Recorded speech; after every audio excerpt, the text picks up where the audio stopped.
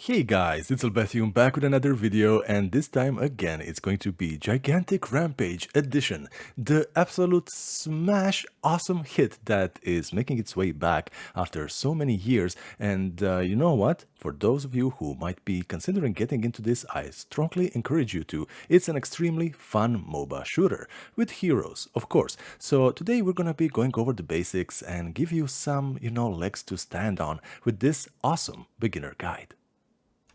So first things first, it is a 5 versus 5 match, and the goal here is to kill the other team's gigantic monster. Yeah, that's right, you heard me, both of you have your own giant monster, and the whole point of the game is to collect the power, so that your monster can go to the other monster, pin it down, and well, aid you in taking it down completely. Yeah, it is actually crazy fun. And you know what? First of all, we're gonna be going down with some basics when it comes to the combat and everything.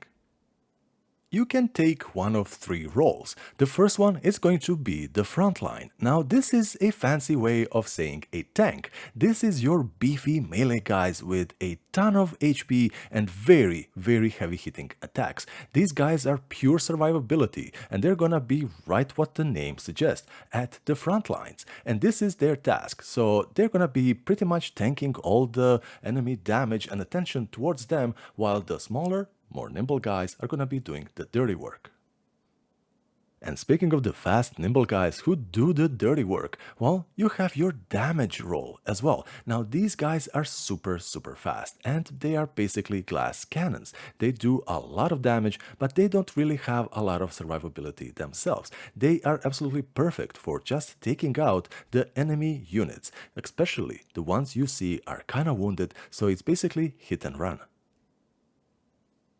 And the final role is going to be support. Now this is your classical healers, the guys with healing and the buffs and everything, and it's always the class that gets so damn underrated and overlooked, yet it's essential. A good healer can literally single-handedly be the difference between defeat and success.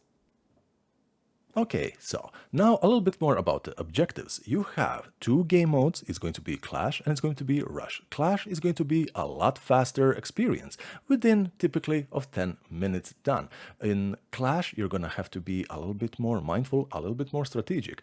And again, about the objective. Your objective is to collect 100 power points so that your monster can go and take out the other one. Not exactly take out, but hold him down while you and your team just dish out the damage like crazy. And how you do get the power points, it is on the power points on the map. You have these little portals where you can go, and after they are recharged, you go and simply steal the power points. Every portal is going to be giving you 20, and every kill of the enemy team is going to be 10. So it is absolutely vital that you do not lone wolf this, because every time you die, not only do you leave your team without another teammate for 10 seconds, which is absolutely huge in a game like this, you also give them 10 points, and this is just massive. And in Clash you can actually summon creatures on these points, and you have baby creatures and you have the grown-ups. Now baby creatures, they're gonna be collecting a little bit less, the grown-ups are gonna be collecting more.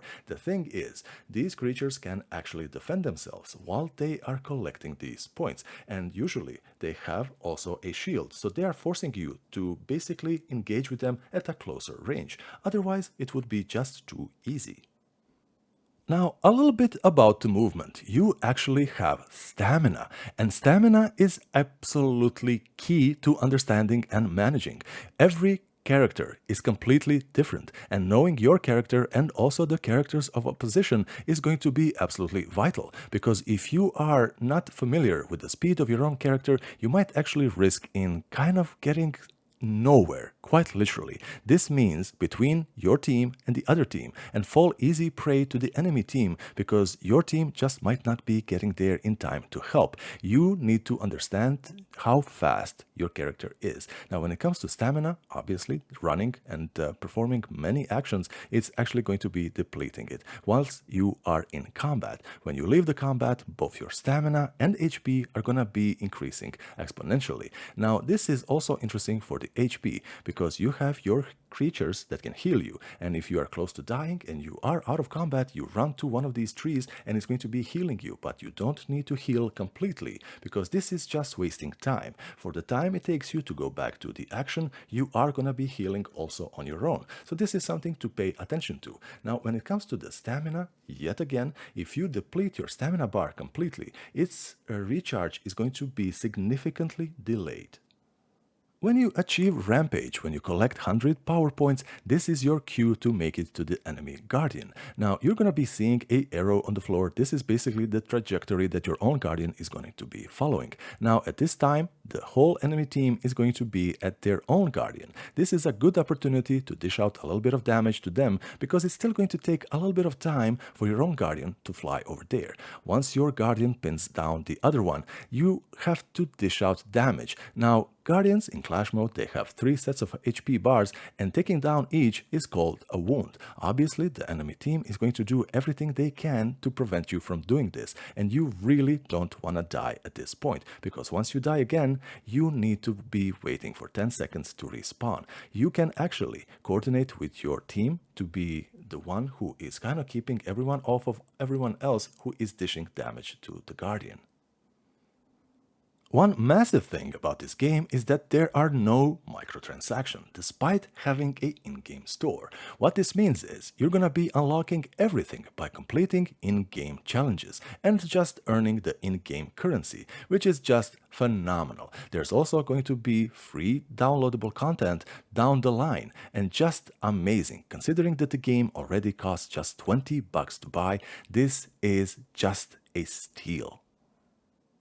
One thing you absolutely do not want to do is hang around the enemy Guardian. These guys hit like 10 trucks at once, and this is going to be very, very poorly ending for you. So instead, you have to be mindful of where you are. You have to be mindful of your own positioning, and just do not chase kills that are going to be resulting in kills of yourself, because trading in kills for kill, you basically aren't doing anything to help your team. And the reason why it's called the Clash mode is because once you deal enough damage to the enemy Guardian, it's going to be forcing you into a literal Clash mode. The Guardians are going to be relocating and the whole map is going to be shrinking. So you are forced into, well, encounters. And that's obviously going to be ending one way or another. It's a little bit of a auto-balancing feature for the game, so the Clash mode matches simply don't last forever.